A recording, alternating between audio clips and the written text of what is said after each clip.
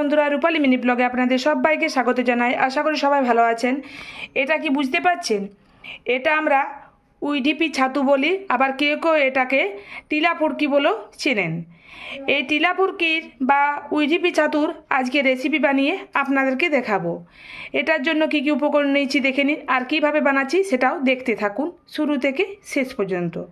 DP ছাতু বা টিলা ফুরকি ছাতুর recipe বানাতে আমি উপকরণ নিয়েছি। এখানে দেখুন, ছাতু, জল, সর্ষের তেল, মেথি পাতা, নুন, হলুদ গুঁড়ো, কাশ্মীরি লঙ্কা গুঁড়ো, টমেটো কুচোনো, পেঁয়াজ রসুন কুচোনো, পোস্ত, সর্ষে আর কাঁচা লঙ্কা বাটা। এবারে এই ছাতুগুলোকে জল দিয়ে ভালোভাবে ধুয়ে নেব এবং রান্নাটা শুরু করব। চলুন। গ্যাস অন করে নিয়েছি, কড়াই বসিয়ে দিয়েছি। কড়াইয়ের মধ্যে দিয়ে দিলাম সর্ষের তেল পরিমাণ মতো। এবারে দেবো কেটে রাখা পেঁয়াজ কুচি, রসুন কুচি,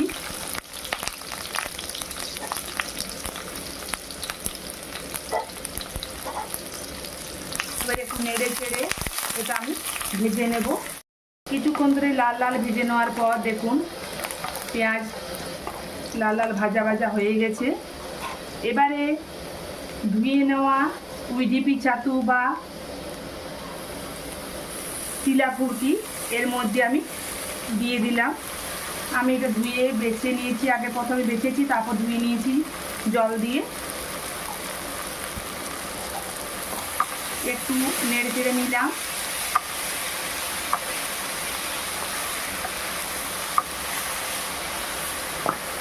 এবারে পরিমাণ মতো দেব নুন, আবার একটু নেড়ে চেড়ে নেব কিছুক্ষণ ধরে।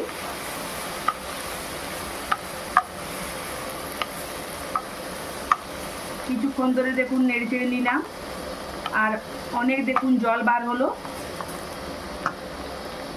এবার দেব সামান্য পরিমাণে হলুদের গুঁড়ো,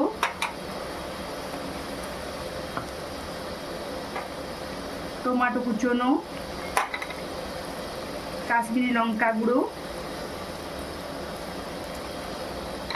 আমি এটা কাশ্মীরি লঙ্কাটা দিলাম একটু কালারের জন্য, আপনারা চাইলে দিতেও পারেন, আবার নাও দিতে পারেন।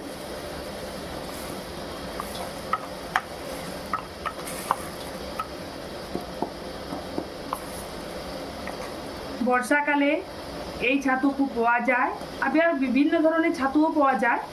এই ছাতু দেখবেন আর এখানে সেখানে উইডিপি থাকে, সেগুলোতে উঠে থাকে এই ছাতু। ছাতুতে পুষ্টিকর খুব ভালো, ছাতু খাওয়া খুব স্বাস্থ্যের পক্ষে খুবই ভালো। যদি পেয়ে থাকেন একদিন অন্তত বানাবেন। এবারে দেব পোস্ত, কাঁচা লঙ্কা আর সর্ষে একসাথে আমি বেটে নিয়েছিলাম, এটা আমি দিয়ে দিলাম।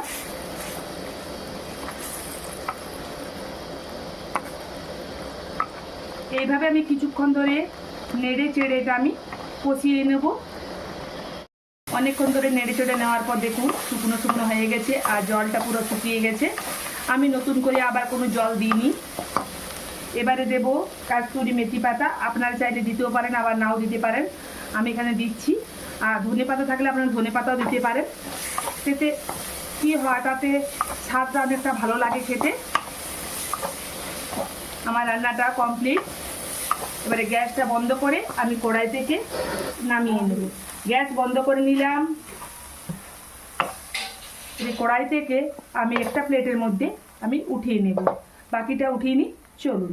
বানিয়ে নিলাম উইডিপি ছাতুর রেসিপি বা টিলা ফুরকি ছাতুর এই সুন্দর রেসিপিটা। আপনারা যদি এই ছাতু হাতের নাগালে পান, অন্তত একদিন বানিয়ে ফেলুন এই ধরনের সুন্দর রেসিপি।